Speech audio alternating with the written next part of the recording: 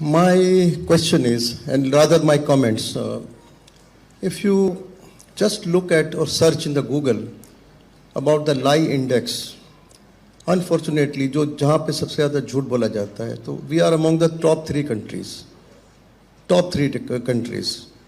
यानी इजिप्ट है और शायद वहाँ पर नाइजीरिया है और फिर पाकिस्तान भी है. So what is the reason? हम पूरी बहैसियत कौम, बहैसियत नेशन हम झूठ बहुत बोलते हैं, जबकि आप वेस्ट में जाएं और अगर आपसे कोई झूठ बोले तो आपका सोशल बाइकआउट करता है. तो बात यह है कि तालीम से ज़्यादा हमें तरबियत की ज़रूरत है. हम सब तालीम के मैदान में बहुत बातें करते हैं कि ये स्किल्स होनी चाहिए और उतनी लर्निंग कैपेसिटी होनी चाहिए. वो ठीक है, बाद में होती है, मगर जो शुरू के 12 साल हैं ये तो प्रूवन है, बाय रिसर्च प्रूवन है कि जो बच्चे के दिमाग में आप इनकलकेट करेंगे बच्चे के लिए वो लाइफ टाइम होंगे. तो हमारे यहाँ तरबियत वाला पार्ट कहाँ है? It's not there. हमारे करिकुलम में कहीं मुझे बताएं कि कहाँ भी जहाँ भी तरबियत वाला पार्ट जो है उसमें इंक्लूड हो करिकुलम में. आप माशाल्लाह एक इदारा चलाती हैं, या हमारे बहुत सारे जो ऑडियंस में लोग बैठे हुए हैं वो भी अर्ली चाइल्ड या अर्ली एजुकेशन और प्राइमरी एजुकेशन से डील करते होंगे. मेरे ख्याल से पाकिस्तान में हायर एजुकेशन से ज़्यादा प्राइमरी एजुकेशन और अर्ली एजुकेशन पे फोकस करना चाहिए. आप जैसे आपने फरमाया, मैं आपको बताऊं, हायर एजुकेशन जो एक्सेस टू पाकिस्तानीज़ है वो 1% है हायर एजुकेशन, और जिस तरह से आपने फरमाया पॉपुलेशन बढ़ रही है तो अगले 5 साल में ये 0.5 हो जाएगी और उससे भी कम हो जाएगी.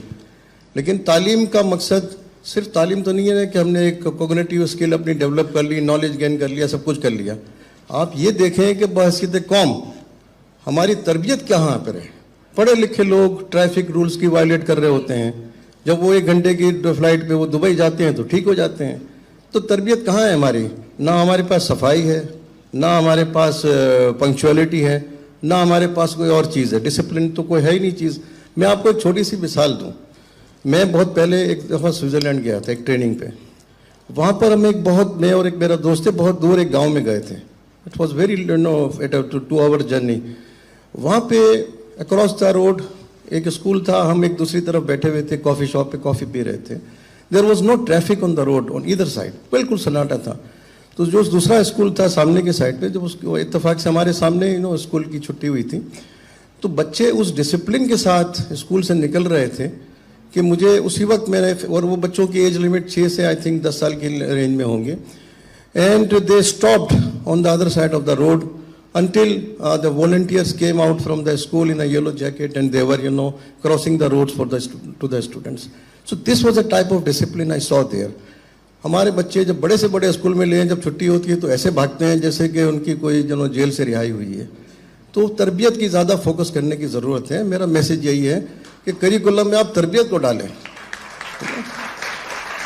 और मेरा ये फेथ है 41 ईयर्स की जो मेरी जो लाइफ है जो एजुकेशन में है, मेरा फेथ है कि जिस दिन इस कौम की तरबियत अच्छी हो गई ना, तालीम बहुत आसान हो जाएगी. तालीम में फिर झूठ का एलिमेंट निकल जाएगा. Thank you very much.